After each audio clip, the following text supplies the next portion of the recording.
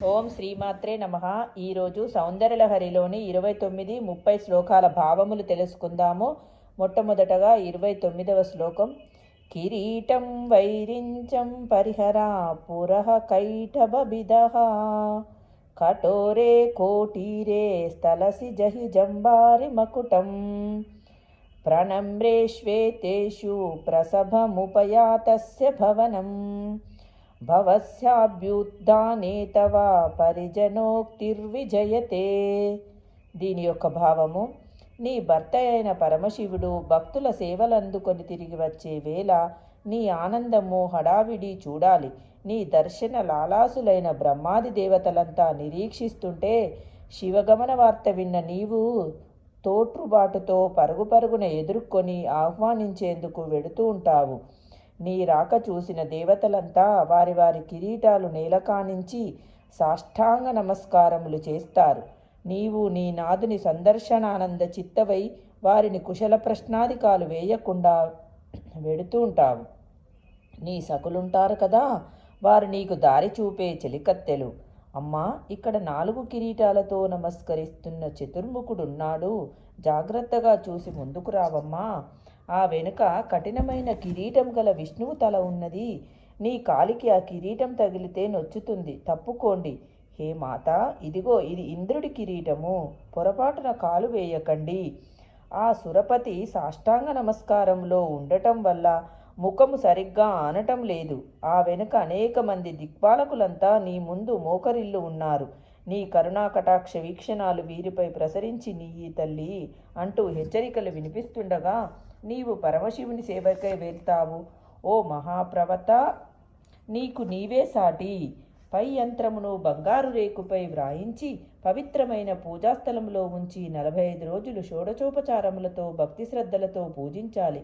పూజావసానములో ఈ శ్లోకమును రోజుకు 1000 సార్లు పఠించాలి. ప్రతిరోజు తేనె, మినపకారెలు నివేదన చెయ్యాలి.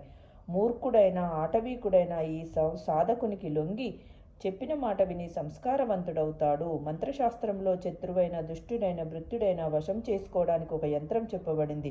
4 దళాలు కల కమలము పత్రము పైగాని భోజపత్రము గాని గోరోచనంతో వ్రాయాలి. చాలా నియమానుసారంగా ఆ మంత్రాన్ని మననం చేయాలి. తర్వాత ఆ మంత్రమును పెరుగులో వేసి ఉంచాలి. దానిపై ఎవరి పేరు వ్రాస్తే వాడు సాధకుని వంశంలోకి వచ్చి ఆజ్ఞాకారి అవుతాడు.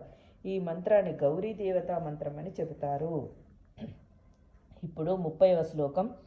స్వదేహోద్భూతాభిర్గృనిభిరనిమాద్యాభిరభివతో నిషేవ్యే నిత్యేత్వామహమితి సదా భావయతి యః కిమాశ్చర్యం తస్య త్రినయనా సమృద్ధిం తృణయతో మహాసంవర్తాగ్నిర్విరచయతి నీరాజన విధిం. దీని యొక్క భావము: ఓ శాశ్వతమైన దేవి, నీ శరీరము నుండి పుట్టిన కాంతులే అనిమదృష్ట సిద్ధులు.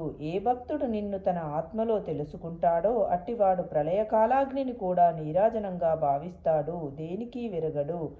అనిమను హిమాచైవ గరిమాలగిమా తదా ప్రాప్తి ప్రాకామ్యమిషత్వం వసిత్వం బాష్పభూతయః. శ్రీచక్రమే దేవీ శరీరము. అందలి 9 ఆవరణలందున్న దేవతలు దేవి యొక్క శరీర కాంతులే. భూపురరేఖలే అనిమధ్యష్ట సిద్ధులు. అందు అష్ట మాతృకలు, దశముద్రలు ఉంటాయి కదా, అవి దేవీ రూప వైభవమే. ఈ యంత్రమును బంగారు రేకుపై వ్రాసి పవిత్రమైన పూజాగృహంలో ఉంచి సదాచారాన్ని పాటిస్తూ 45 రోజులు దీక్షతో ఆర్ఘ్యపాద్యాలతో పూజించాలి. పై శ్లోకాన్ని ప్రతిరోజు 2500 సార్లు జపించాలి. లేదా 90 రోజులు దీక్ష తీసుకొని ఈ శ్లోకాన్ని రోజుకు 1000 సార్లు జపించాలి. అరటి పండ్లు, కొబ్బరి, బెల్లము, తేనె, కర్పూర సహిత పూగి ఫల తాంబూలంను నివేదన చెయ్యాలి. ఈ యంత్రారాధన వల్ల ఆనిమాద్య దృష్టసిద్ధులు, పరకాయ ప్రవేశ వేద్య సిద్ధిస్తాయి.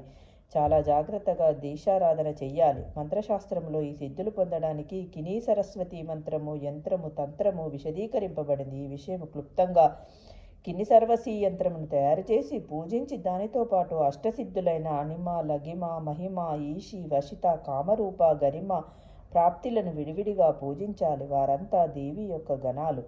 బ్రహ్మి, మహేశ్వరి, కౌమారి, వైష్ణవి, వారాహి, ఇంద్రాణి, చాముండి, మహాలక్ష్మి అనే అష్టమాతృకలను పూజించాలి. తర్వాత మహావిద్యను ఉపాసించి పై యంత్రమును ధరించిన వారికి అష్టసిద్ధులు సిద్ధిస్తాయి. పరాకాయ ప్రవేశ విద్య కూడా ప్రాప్తిస్తుందని భావము.